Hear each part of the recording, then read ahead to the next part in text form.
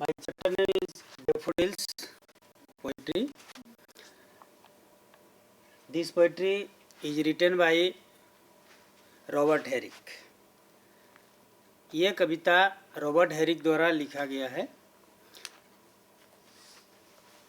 Daffodils जो होता है एक लंबा फूल का नाम है। It is shaped like a trumpet. ये जो आप ट्रम्पेट देखते हैं उसी के आकार का ये फूल होता है, आगे की तरफ में पीले रंग का होता है। It's blossoms in spring season. ये बसंत ऋतु में फूलता है। ये बसंत ऋतु में फूलता है और ये पीले रंग का फूल होता है, लंबा होता है, ये ट्रम्पेट साइज का होता है।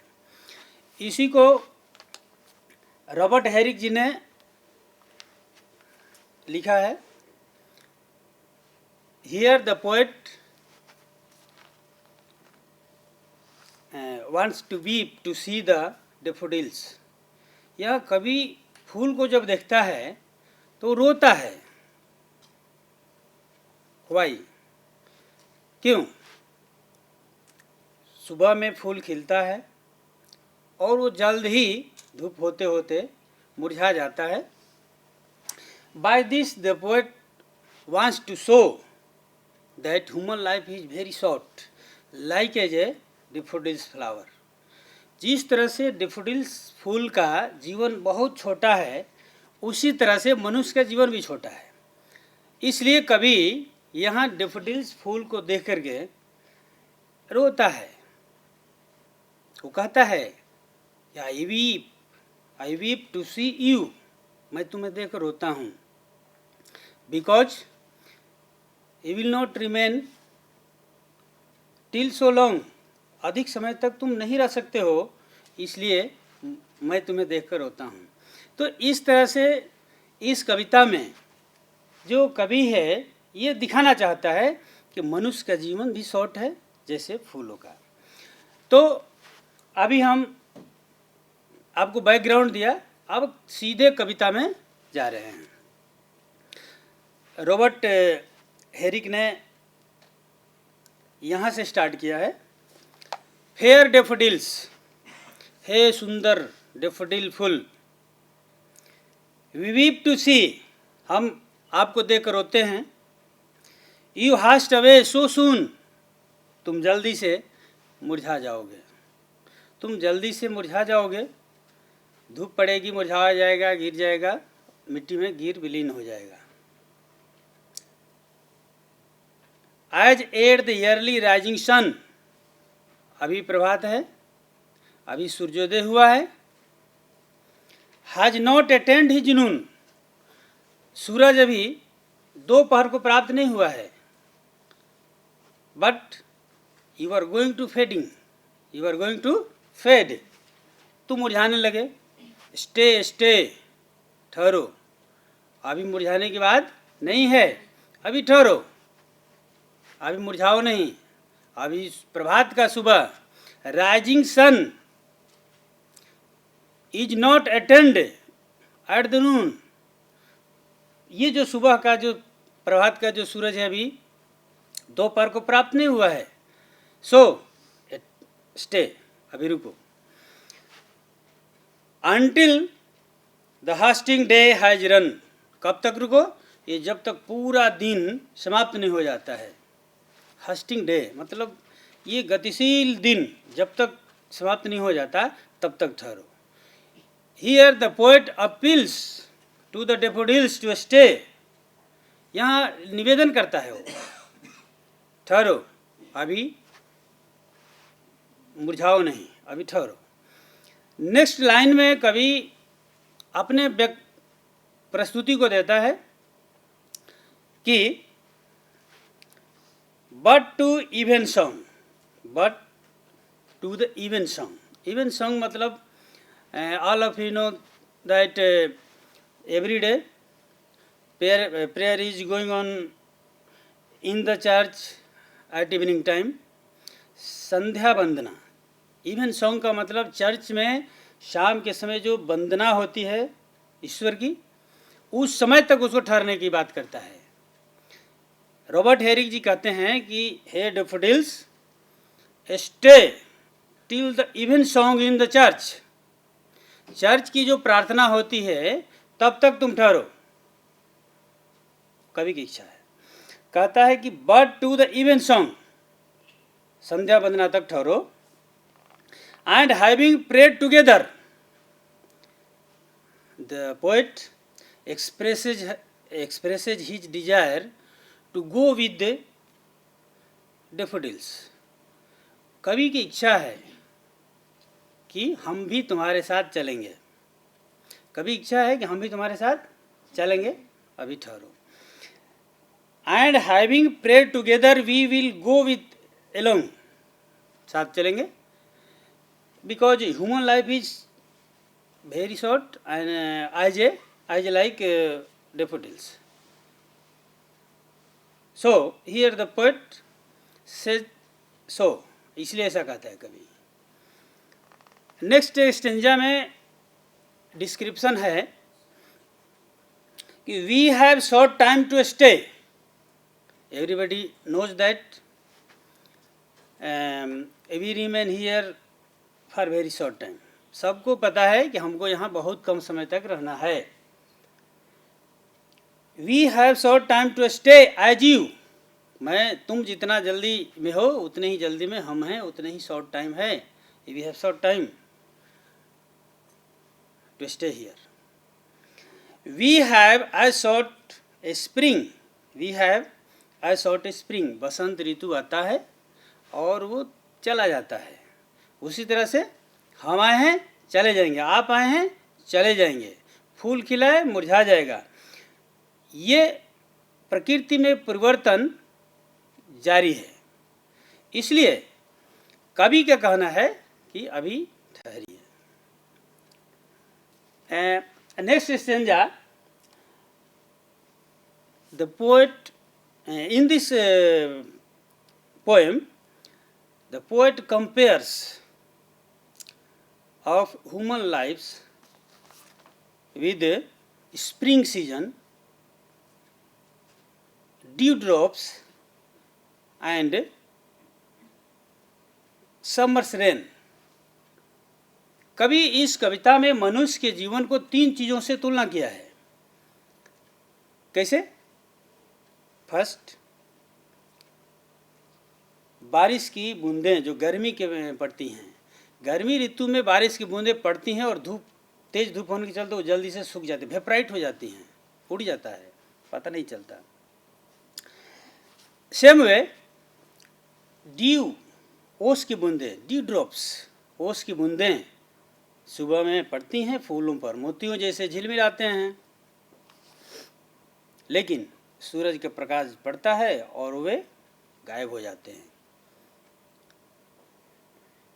बसंत ऋतु, स्प्रिंग सीजन, बसंत ऋतु आता है चला जाता है।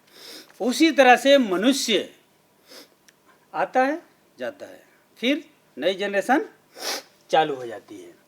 तो यहाँ पर हम नेक्स्ट लाइन में देखेंगे कवि का क्या जो एक्सप्रेशन है, उसका पैशन क्या है, भावना क्या है उसकी।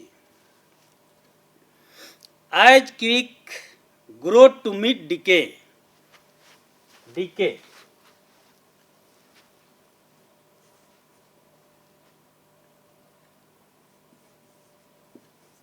डीके, डीके मतलब नाश, नाश होना।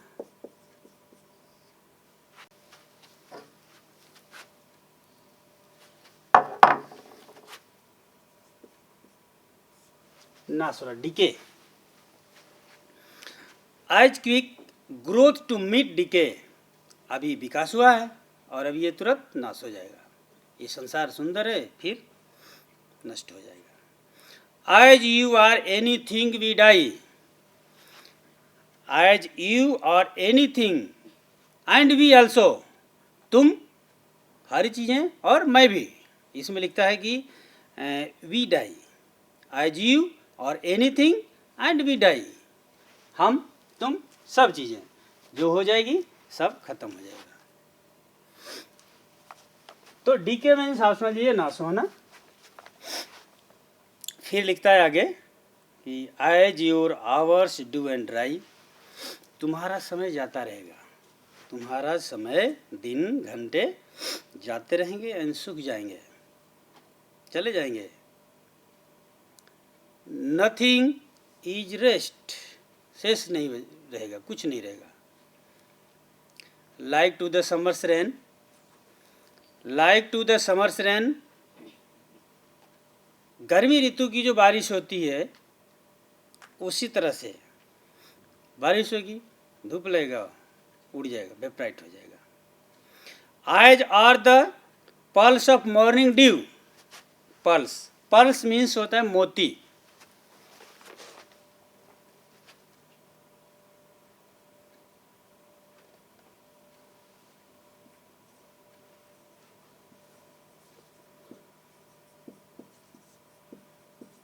मोतियां, पल्स। आप देखे होंगे प्रभात समय में, in the morning time you can see on the flowers ये dewdrop glittering so nice, बहुत सुंदर तरह से चमकते हैं, ग्लिटरिंग करते हैं, स्पार्किंग करते हैं सुबह के टाइम में। और जब वो लाल गुलाब के फूलों पर पड़ते हैं तो और ये अच्छे दिखाई देते हैं। वही चीज़ लिखता है कि as are on pearls of morning dew, ये प्रभात की जो मोतियों जैसे बूंदे हैं वो उसकी, never to be found again, दोबारा कभी नहीं मिलेंगी। यहाँ मैं आपको एक चीज़ समझा देता हूँ, एक लिखा हुआ है, आपको प्रॉब्लम होगी। एक शब्द यहाँ दिया है,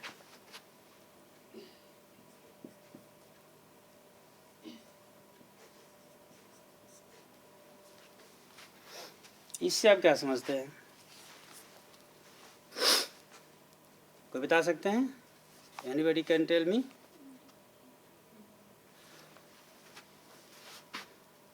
हाँ, दिस इज नेवर, नेवर, कभी नहीं। Near, never to be found again, ये ओस की बूंदें फिर दोबारा दिखाई नहीं देती हैं। रॉबर्ट हैरी कहाँ के रहने वाले हैं? इंग्लैंड के रहने वाले हैं। इनके डिस्क्रिप्शन के बारे में आपको थोड़ी सी जानकारी दी जाती है। कविता तो आपको समझ में आई होगी, मैं इसको फिर रिसाइट कर देते हैं, कविता को एक बार ध्यान से सुन लीजिएगा। Fair daffodils we weep to see, you hast away so soon, as yet the early rising sun has not attained his noon. Stay, stay, until the hasting day has run, but to the even song, and having prayed together, we will go with you alone. We have sought time to stay, as you, we have sought a spring. As we grow to meet decay, as you are anything, we die. As your hours do and die away, like to the summer's rain, or as the pulse of morning's dew, never to be found again. आप कविता को इस तरह से recite कर सकते हैं, पढ़ सकते हैं। यहाँ पर क्लोजरी वर्ड में कुछ हैं शब्द इसमें जो हम आपको यहाँ राइट डाउन कर देते हैं। Hast away,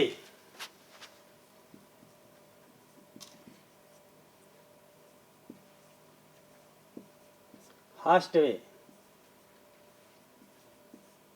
जल्दी से, hast away, जल्दी से।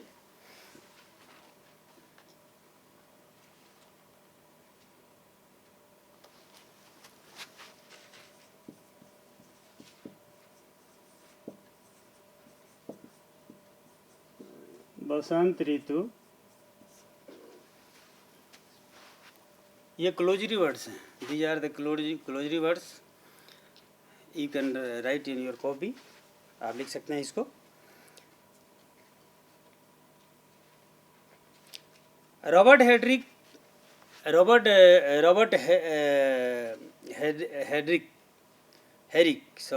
रॉबर्ट हेरिक का जन्म 1591 ईस्वी में हुआ था। ये 7th सेंचुरी के पोइट जाने जाते हैं। He was known as a poet in 7th century. ये 17वीं शताब्दी के कवि हैं। His poems have simplified. This poem daffodils deals with the perceived nature of daffodils, which ultimately suggests the transitory existence of all human beings. मानव जाति के जो जीवन है उसका ये जो ट्रांजिटरी, जिसको क्या बोलते हैं, नॉट स्टेबिलिटी, उसको बोलते हैं ट्रांजिटरी, नश्वर जीवन को बारे में इस कविता में उन्होंने शो किया है।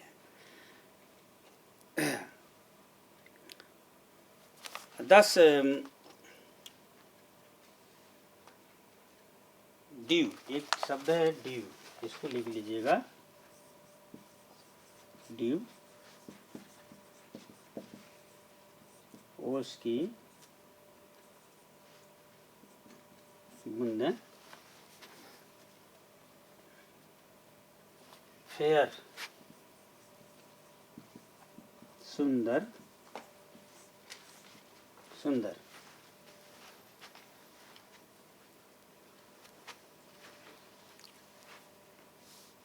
I am going to ask some questions. To whom does the speaker address the poem? Anybody can tell? इस कविता में कवि ने किसको संबोधित किया है? किसको संबोधित किया है? डेफोडिल्स को। किसको संबोधित किया है? डेफोडिल्स को। Next question, why does the speaker weep to see the fair daffodils? सुंदर डेफोडिल्स फूल को देखकर कवि क्यों रोता है? क्यों रोता है? Because it will vanished so soon. गायब हो जाएगा, नष्ट हो जाएगा, vanished, right. Next question, why does the speaker want to the daffodils to do? Once again, what does the speaker wants the daffodils to do? कवि daffodils से क्या चाहता है? कवि डेफोडिल्स से क्या चाहता है? बोलिए, बोलिए। या the poet wants that daffodils में स्टे, ठहरे, वो ठहरे।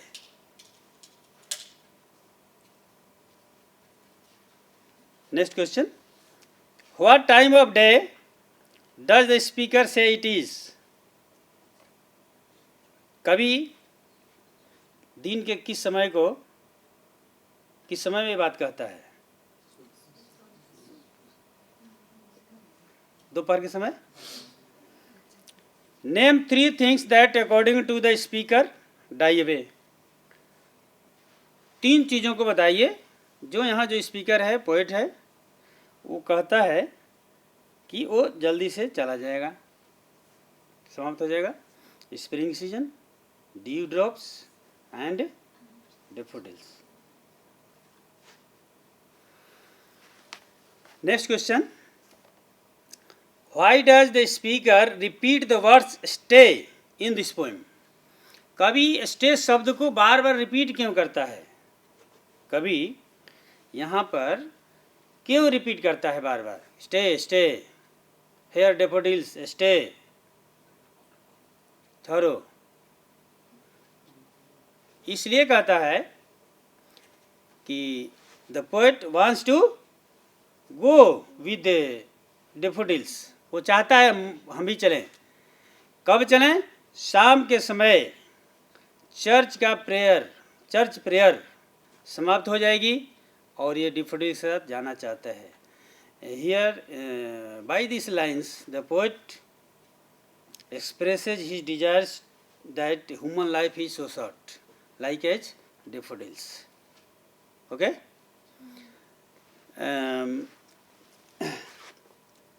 मैं समझता हूँ आप अच्छा तरह समझे होंगे। आप कोई क्वेश्चन पूछना चाहते हैं तो पूछ सकते हैं। No? Thanks. we will meet again in next class. Thanks.